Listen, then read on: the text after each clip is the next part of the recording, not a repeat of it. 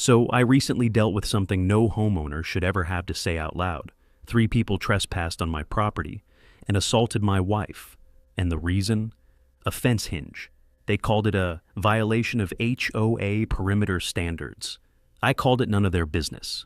Funny thing is, the only thing that got reinforced was the line they never should have crossed. Let me start from the very beginning. Before we dive in, let me know where you're watching from today. You ever watch something so wrong, so violent, so close to home, that your body just shuts down? Like your soul steps out for a smoke and forgets to come back? That's what happened the morning 2 HOA enforcers rolled up to our ranch gate. And one of them punched my wife in the face. I was 20 feet away, coffee in hand, and I just watched. It started with Leah's voice. Tight. Controlled. Measured like a fuse right before it burns out. You're not allowed to step onto our land without a warrant. I looked up from the porch, half focused on a busted fence rail. The coffee in my hand had gone lukewarm. The sun hadn't even finished climbing yet. That's when I saw them.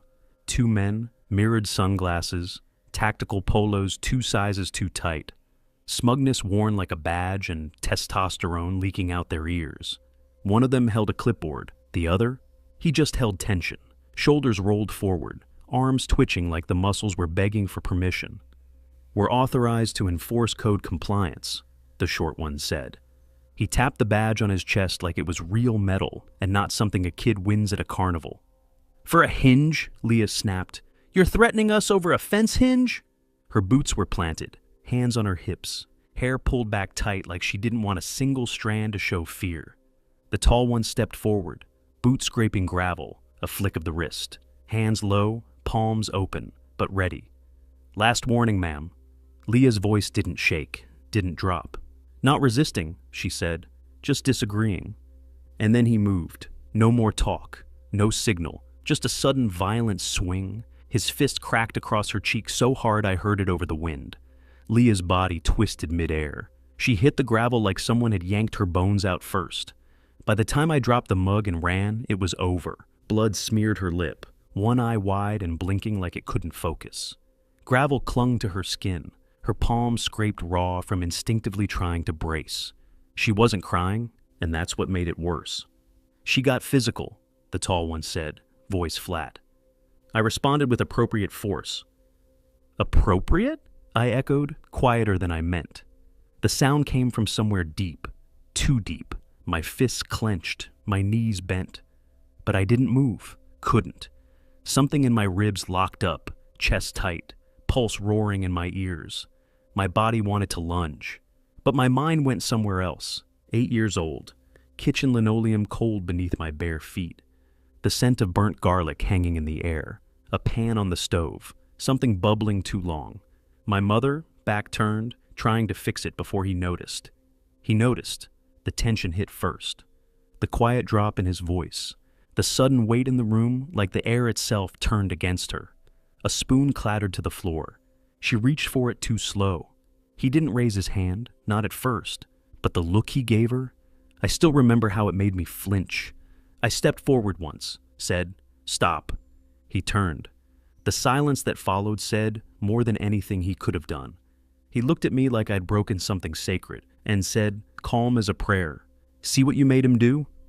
I didn't speak after that, didn't move the next time the room went still, didn't know what to do with my hands, even when they were clenched into fists. And now, I was stronger, trained, armed, and still frozen.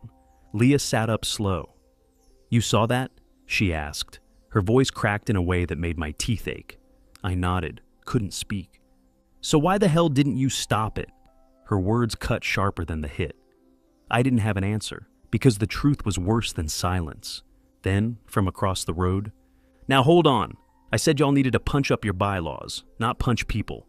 Walter, my neighbor, my chaos gremlin, my accidental conscience, doomsday prepper, beekeeper, amateur drone pilot, and proud owner of a bunker he calls the Hobby Shack. He stood on his porch, shirtless, binoculars in one hand, cereal bowl under the other arm like a newborn marsupial. "Leah, you good?" She gave the tiniest nod. "That's what I figured. You've always had a mean right hook, even when it's just words." The 2 men didn't flinch, No apology, no eye contact. Just turned and walked back to their side by side like they'd dropped off mail. And then came the SUV. Dust cloud rising, custom plate. HOA sticker on the windshield like a warning label. Out stepped Karen. If Botox and litigation had a baby, it would dress exactly like her. Blonde, immaculate, unbothered. She scanned the scene, Leah on the gravel, me still motionless, and gave us the same look she probably gives expired yogurt. I assume you'll want to file a complaint. The board's email is on the newsletter. Check your spam folder. She tapped her phone, didn't wait for a response. Had you addressed the prior fence violation, this could have been avoided. Walt muttered. She makes Emperor Palpatine look like a guidance counselor. Then louder. Don't worry, I'll be listening to the police scanner in case she calls in a drone strike. Karen didn't respond. She drove off like she had brunch reservations with someone else's civil liberties. Leah stood up, slow, guarded, one arm across her ribs. I stepped forward. She flinched. Not big, not dramatic, just enough. Enough to slice me open from the inside. She walked back to the house, arms wrapped around herself like she was holding in what little she had left. And I just stood there, holding nothing but an empty mug, and the kind of shame that etches into your bones. That night, I didn't sleep. I sat on the porch, bourbon by my boot, knife in my lap. The gravel still disturbed where Leah had fallen. I couldn't stop staring at it. Walt showed up around midnight, 2 beers in hand, ham radio tucked under his arm. I tapped into their HOA comms, he said. They're calling you non-compliant. Want to hear the codes? I didn't speak. He sat beside me. We drank. After a while, he said, sometimes it's not the punch that breaks you, it's the one you didn't block. Then he left. I sat there until dawn, fingers white-knuckled around the knife. Not because I planned to use it, but because it was something sharp I could still control. The gravel stayed disturbed, like a scar on the land. And in my head, one question echoed louder than the birds waking up. What happens when a protector waits too long to protect? They walked away like it was nothing, and I let them. But that mistake, they'd only get to make it once. You'd think after a man punched my wife on our land, someone would get arrested, lose their job, face a headline. Hell, at least show up in a meme. But nothing happened. No knock at the door, no apology, not even a call, just silence. Like it never happened at all. 2 days later, we got a notice in the mail. Not through the post office. No, this was personal. Hand-delivered by a teen in a neon vest with HOA Courier scribbled across it in Sharpie like a homemade badge. He didn't make eye contact, just handed me the envelope like it was radioactive and muttered, "Have a better day." Inside, violation of Section 18. A. Unregistered livestock containment alteration. A fine of $275 will be applied if the perimeter gate isn't adjusted to HOA uniform standards within 72 hours. Same fence, same hinge, same rage. Leah didn't say a word when she read it. She just placed it on the counter with surgical precision, turned, walked into the kitchen like the movement was automated, opened the fridge, took out an ice pack, pressed it to her jaw, still bruised, still healing. I followed her in, each step feeling like trespassing in my own home. Leah, don't. One word, software controlled, final. She opened the silverware drawer, moved a spoon, closed it, opened it again, swapped 2 forks, closed it. Not angry, not even sad, just floating, detached, like she'd pressed pause on being a person. I watched her organize the spice rack next. Alphabetical, labels turned, no skips, no chaos. I couldn't stand the sound of those glass jars clinking. It was too loud and too empty at the same time. You hungry? I asked, just to say something. I ate earlier. I didn't see you eat. She stopped, turned, looked right through me. You didn't see a lot of things. That one hit harder than any punch I'd ever taken. That night, she moved into the guest room. Didn't say why, she didn't have to. She left the door open, not as an invitation, more like a warning shot. Meanwhile, Karen was thriving. She posted a full HOA update to the Facebook group, titled Operation Neighborhood Order, Quarter 2 Security Realignment. Effective immediately. All properties must submit a perimeter harmony review. Unauthorized gate designs, fencing modifications, lighting fixtures, and reflective livestock tags would be cited. Daily compliance patrols were authorized. They weren't even hiding it anymore. This wasn't about rules, it was about control. The next morning, I spotted 2 new enforcers. Tactical vests, clipboards, matching sunglasses. They circled the far end of our property from the easement. Didn't cross the line, just hovered, watched, measured, wrote things down. One of them looked up at me and smiled like we were neighbors at a barbecue. "Just checking setback buffer compliance," he said. "You're real close to the limit." "So are you," I said. He chuckled, wrote something down. Walt called them the HOA Gestapo goons. "They cited me for aesthetic obstruction via bunker porthole symmetry," he said, waving the ticket like a prize. "I told them the only thing obstructing aesthetics around here is Karen's soul." He dropped into a lawn chair beside me. "Reflective glass may cause community glare disruption," he read aloud. "I guess that means I'm shining too bright." I cracked a smile. Barely. Later that night, I sat in the barn with a flashlight and a stack of every HOA notice we'd ever gotten. Read them one by one, looking for something, a pattern, a loophole, a weakness. But every paragraph felt like a booby trap dressed as bureaucracy. No matter how carefully I read, I could hear Leah's silence louder than any fine. She passed the window once, didn't slow down, didn't look in, just walked, arms crossed tight like she was the only thing holding herself together. I went inside, found her sitting on the couch, braiding her hair with the kind of focus most people save for bomb disarming. "I need to fix this," I said. She didn't look up, didn't stop braiding. "No," she said finally, "you need to decide who you are, because right now, I don't think you know." Then she picked up the remote and turned the volume up 1 notch, not 2, just enough to say conversation over. I stood there, staring at the back of her head, wondering how far I'd already lost her. The next morning, Walt pulled up in his camo golf cart like he was prepping for the apocalypse, but forgot it was Tuesday. A drone buzzed behind him like an angry hummingbird on Red Bull. He held a jug of something cloudy under his arm. "I call it kombusta, half kombucha, half fuel. Cleans the engine and the colon." "You're joking." "Best part," he grinned, "HOA doesn't regulate internal combustion, or intestinal. Yet," he added and winked. I didn't laugh. He noticed. "They fined me again," he said, "for weaponized composting. I told them it was just enthusiastic gardening." I didn't smile, just sat on the porch. Eventually I asked, "You ever freeze?"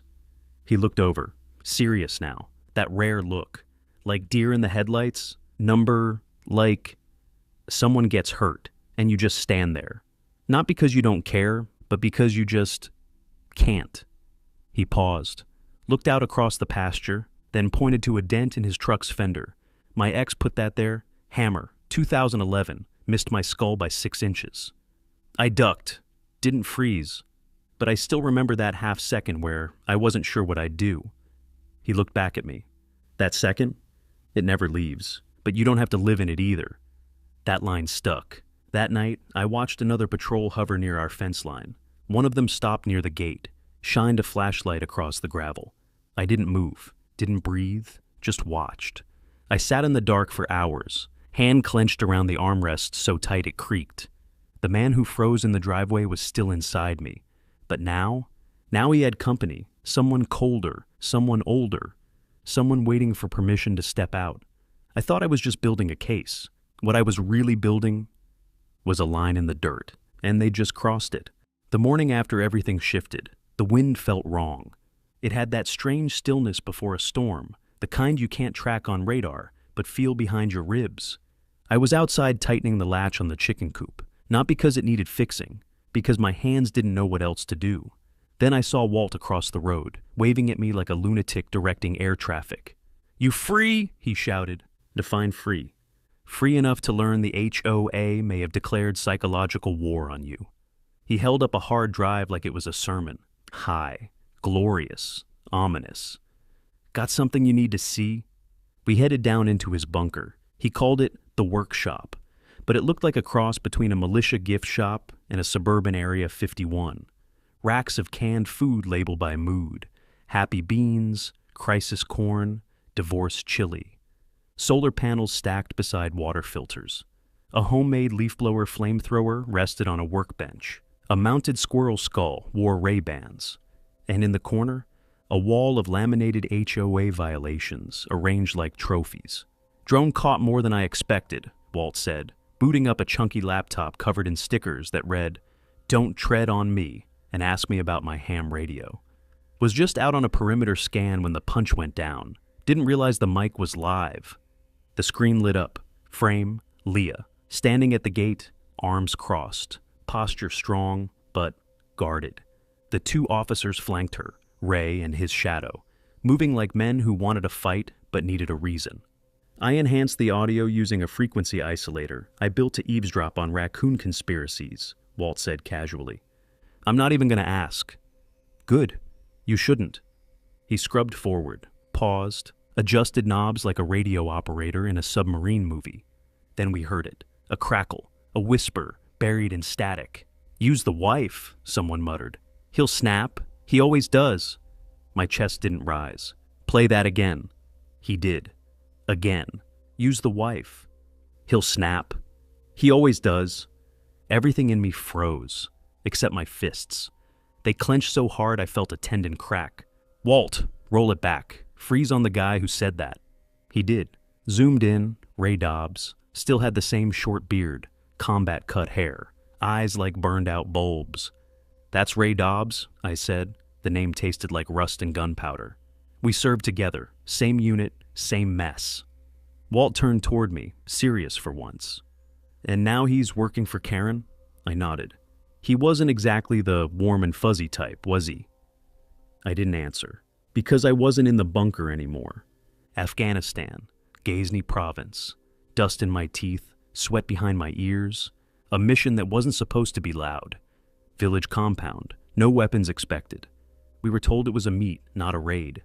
Ray moved before the go order, kicked the door, yelled something that made the translator flinch. Pop, pop.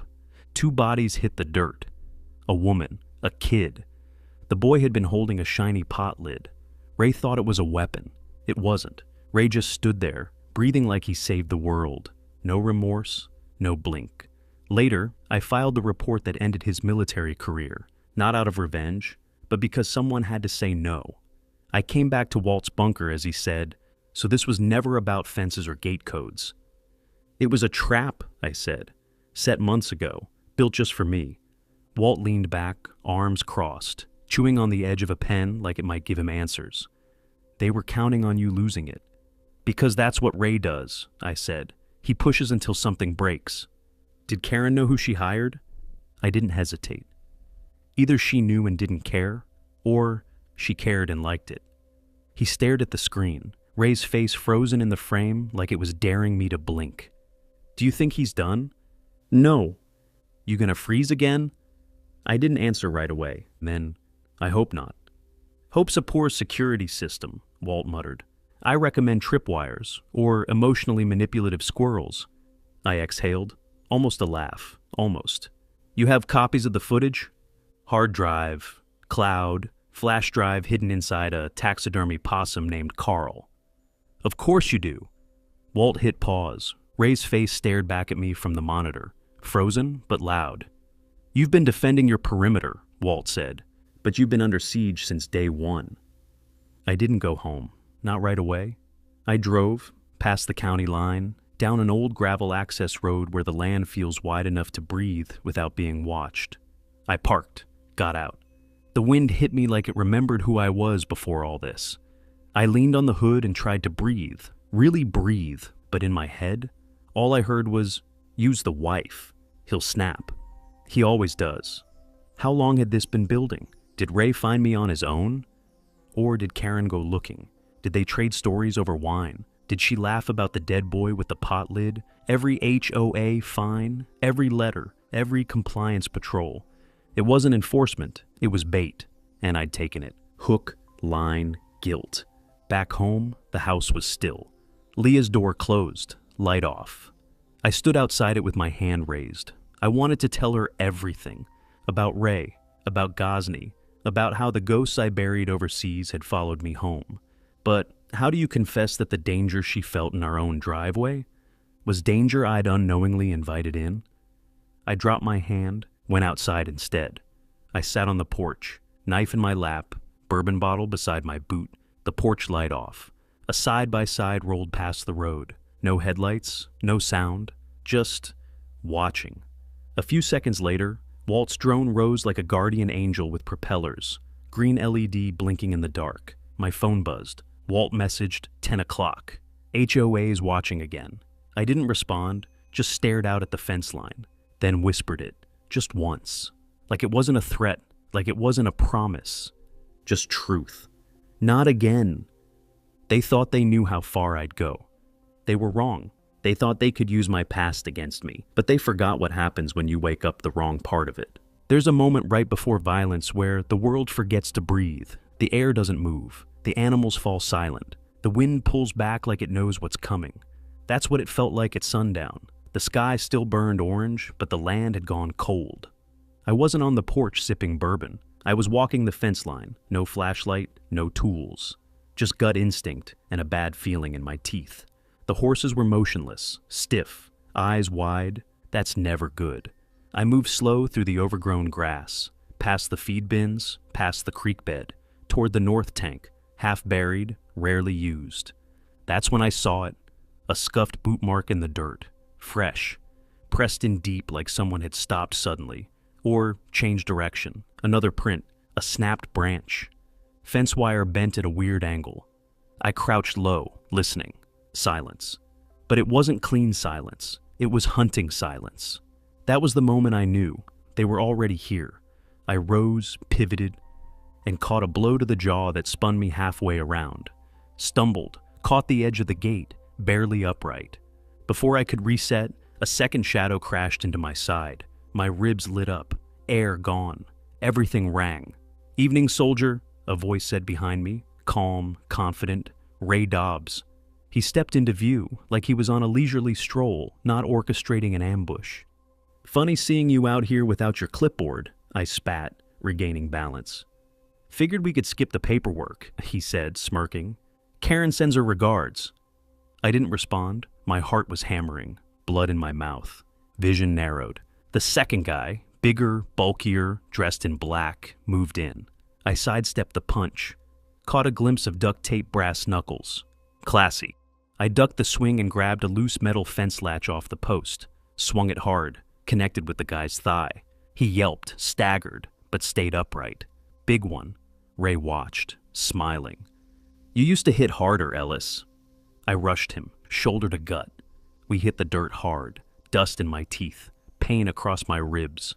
We rolled, elbows flying. I caught him in the cheek. He drove his knee into my side. He tried to grab my throat. I slammed the fence latch into his hand. He screamed.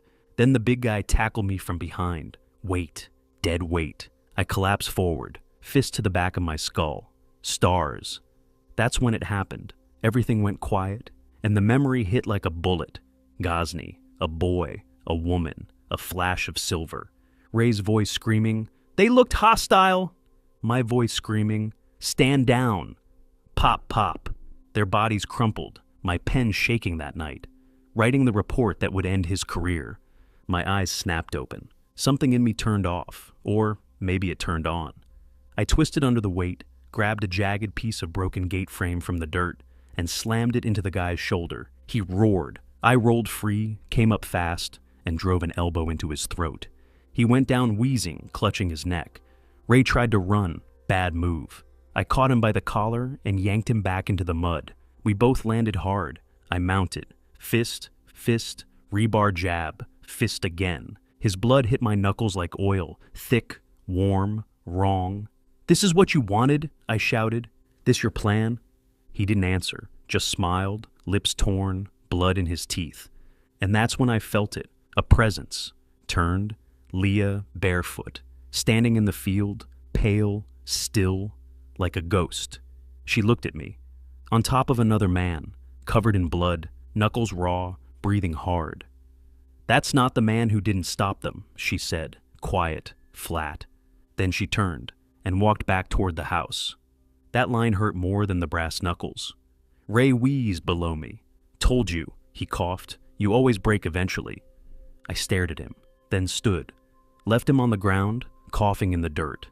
I didn't even look back. I limped across the pasture, pain trailing behind me like smoke, made it to the porch, collapsed into the chair, didn't cry, didn't curse, just stared at my hands, split knuckles, blood flaking in the creases, fingers trembling. These weren't my hands, these were someone else's. Someone from a lifetime ago, someone I swore I buried. Inside, lights flicked off. One by one, her door closed, the lock clicked, and I sat there, not knowing if it was a goodbye or a barricade. Out on the road, a drone hovered, single red blink in the dark. Walter? He didn't text, didn't say a word, just watched. He'd seen it, all of it. And he didn't interrupt, because he knew. I sat there until the blood on my shirt dried stiff, until my heart stopped racing, until I could finally admit what I didn't want to say out loud. Maybe I wasn't a protector anymore. Maybe I was something worse. They didn't break me, they just took the brakes off. There's something dangerous about a man who stops reacting and starts planning. I stopped reacting after the fight, after Leah looked at me like she didn't recognize the person who came out of that field. After I sat on the porch long enough for the blood to dry and the adrenaline to burn off like smoke off a shell casing. I didn't sleep that night, didn't drink, didn't pace, didn't pray. I just sat in the dark, listening, to the wind shifting through the trees, to the gravel popping under phantom footsteps, to the distant hum of paranoia, finally becoming focus. By sunrise, I wasn't tired. I was clear, not angry, not panicked, cold, clean, surgical. I started with the perimeter, dug out the old ranch schematics, spread them across the barn table, soil conditions, elevation lines, drainage points, fencing integrity, blind corners, access choke points. I'd sketched them years ago, back when this land was for peace. Back when the worst I had to worry about was a busted water line or a coyote sniffing the goats. Now it was a battlefield. I walked the entire fence line with fresh wire, steel core, trip-rigged, silent. Every 20 feet, a bell trigger or bottle cap chime, just enough to announce motion without screaming about it. Every 50, one of Walt's Frankencams made from drone parts, broken iPhones, and righteous paranoia. Each angle covered a new vulnerability. Each step made the land feel less like home, and more like me. Walt showed up before noon, box of sensors under one arm, thermos in the other. The thermos smelled like molasses, gasoline, and spite. "This looks fun," he said, eyeing the grid of wire. "You hunting body armor or mutant raccoons?" "Not hunting anything," I said. "Just making sure I know before they know I know." He stopped, nodded. No jokes this time. "Attaboy." We walked the North Ridge together, laid 2 more cams, buried one shock sensor inside an old hose nozzle. Walt handed me a custom monitor, field-rigged, heat-calibrated. "Gets more accurate the more paranoid you are," he said. "So basically, you're its spirit animal." I didn't smile, but I grunted. That was enough. Around 3 p.m., a black side-by-side rolled past the main gate. Karen's boys. Ray in the passenger seat, sunglasses on, bruises still visible beneath the mask. They didn't stop, just coasted slow, like they were browsing or measuring.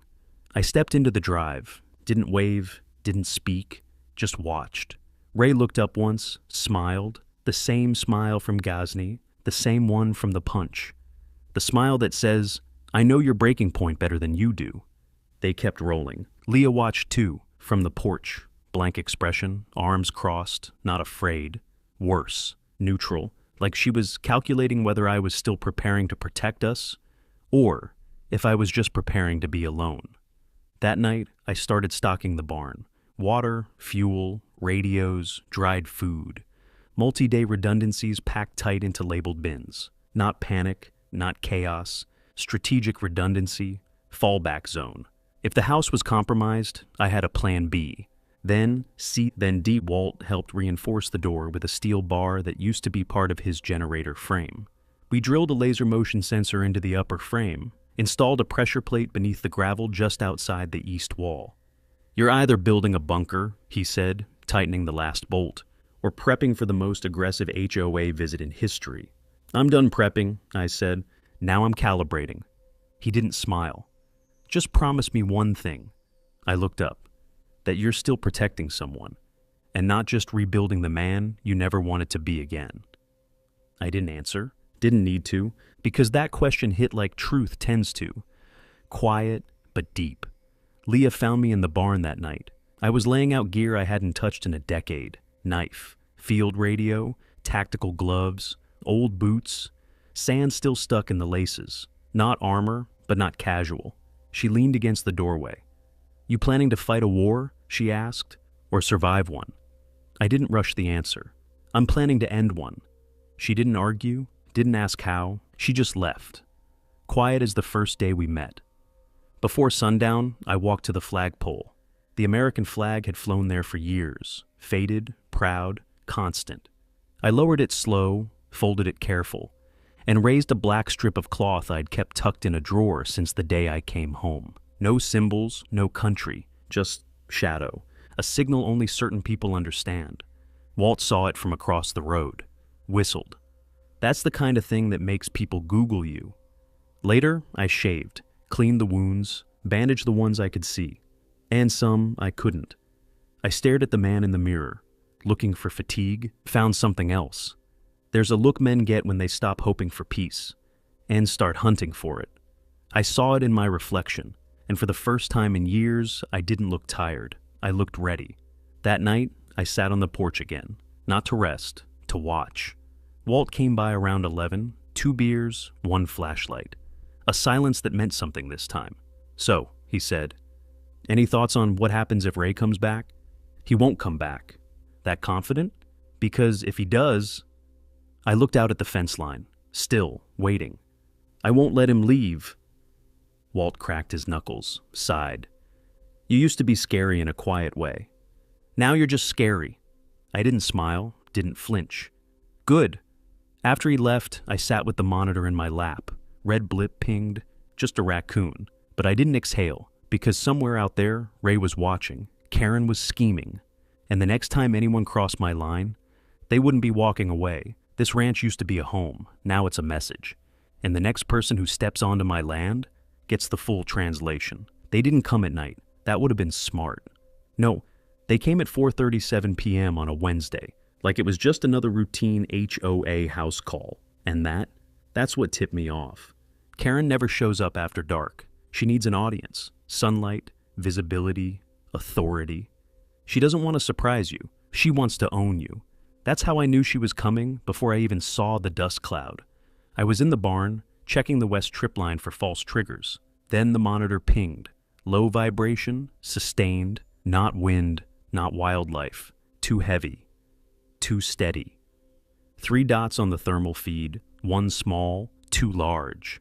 I tapped Walt's radio. "We're live." "Copy that," he crackled. 2 heavies and a clipboard. "You're about to get audited."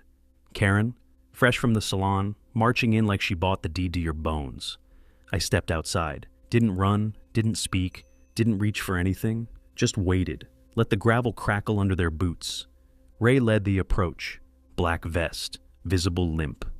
Swollen eye from our last conversation. Behind him, a new guy, younger, broader, twitching with the kind of energy that screams, wannabe enforcer. And then her. Karen, blonde shellacked into a helmet. Polo shirt pressed flat like a uniform. Sunglasses large enough to reflect her ego. Tablet tucked under her arm like it was a court order. She stopped 3 paces short of the gate. "Mark Ellis," she said. "You are in violation of HOA code sections 12B, 14C, and Emergency Addendum 19F.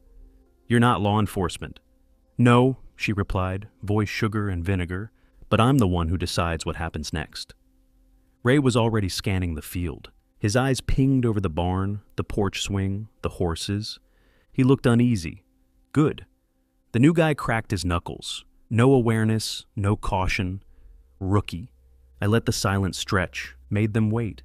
Let the wind stir the edge of the tripwire grass. Let the tension bloom. Then, crunch.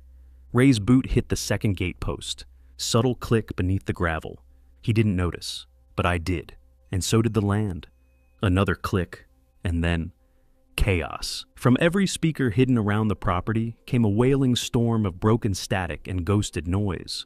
Walt had layered audio from militia training camps, reversed emergency tones, and distorted foreign commands he pulled from a bootleg Cold War tape. The big guy jumped, hands up, eyes wide. Karen stumbled, dropped her tablet. It hit the dirt with a slap and spun like a coin. Ray flinched, too late. A net ripped up from the gate's edge. Barn pulley, fish line, counterweight. Classic ranch tech with redneck genius. It caught him mid-step, whipped him face first into the gravel. His knee bent sideways. He screamed. Twice. The rookie charged forward. Wrong move. Walt's voice from above. Incoming!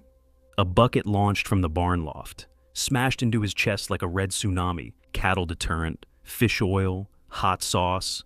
He howled. Slipped backward. Hit the gravel. And landed square on one of the tripwires. Boom! Flash can one. White light and an aerosol roar. Boom! 3 more. Staggered. Deafening. Karen dropped to one knee, hands over her ears. Ray rolled. The rookie crawled toward the gate, soaked in misery. I walked forward, boots slow, crunching the gravel like punctuation marks. No rush, no fear, just clarity. Ray looked up, eyes swollen, twitching toward his vest. I stepped on his chest, ground him into the dirt. You crossed the line. You set a trap, he grunted. No, I said. I built a boundary. You chose to ignore it. Karen stood now, shaky, her glasses gone, eyes wild. This is illegal, she snapped. So was punching my wife. She backed up, feet fumbling, voice cracking. This is still HOA land. You're still under our... Not anymore, I cut in. You stepped off your yard. Now you're on mine. She blinked, once, then turned. Fast, almost a stumble. The rookie didn't wait for instructions. He ran, tripped again, this time in a puddle of fish, slime, and fear. Walt climbed down from the barn loft. Cattle prod in one hand, spark plug launcher in the other. Y'all good? Never better. We watched them leave, like trespassers in their own fairy tale. Ray limped so hard he had to lean on the rookie. Karen didn't speak, didn't bark orders, didn't even look back. Just got in the side-by-side and vanished in a cloud of dust and ego. Back in the house, Leah had seen it all, from the kitchen window, hands still, face unreadable. She didn't greet me, didn't say, "What did you rig?" Didn't ask, "How did you know how to do that?" She just looked at my hands, at my boots, at the red stains across my shirt, paint, fish oil, sweat. But it looked like blood. You didn't freeze, she said. No. But you didn't blink either.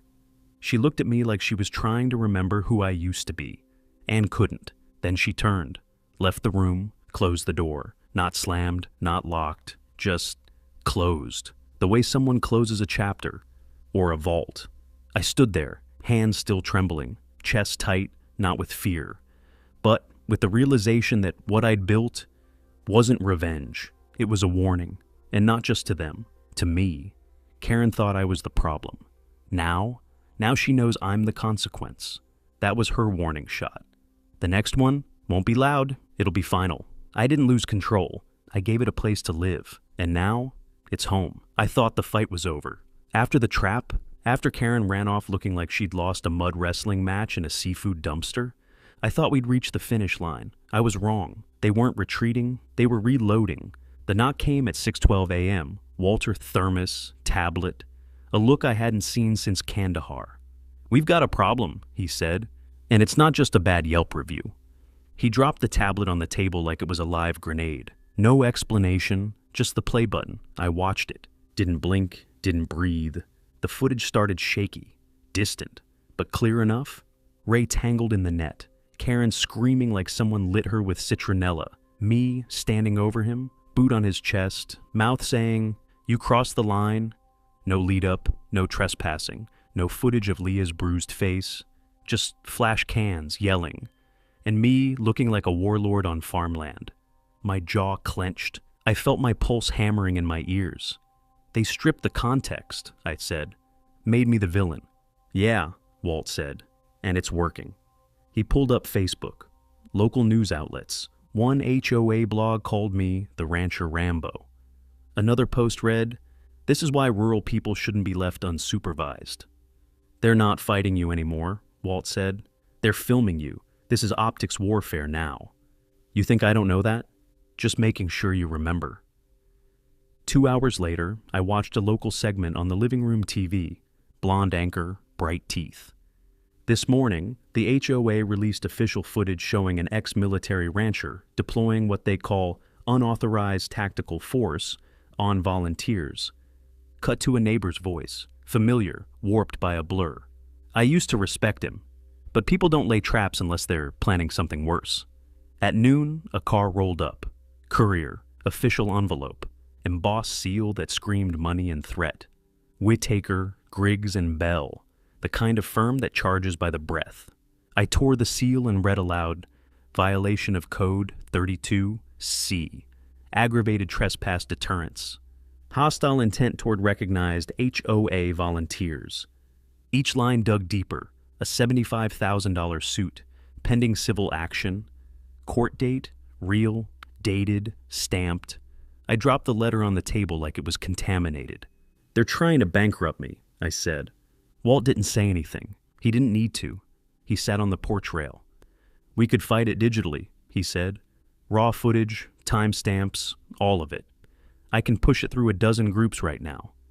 And what happens when they edit that too? You let them keep the mic, you already lost. I didn't answer, because he wasn't wrong, but he wasn't right either. Leah came in around dusk, didn't speak at first. She watched the replays on the screen, the same 5 seconds again and again. Ray on the ground, my boot on his chest. You set that trap? I protected my land. Did you? She said. Or did you bait them into stepping where you wanted? I stood. They assaulted you. And now the world thinks you assaulted them. She raised her voice.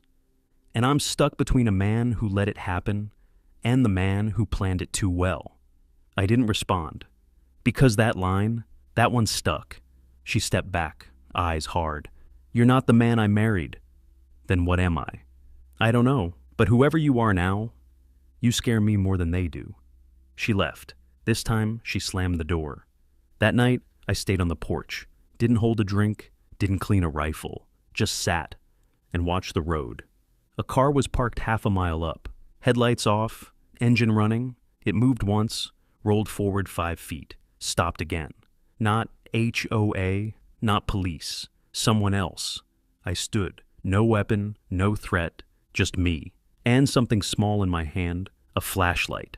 I clicked it on. 1 flash, 2, 3.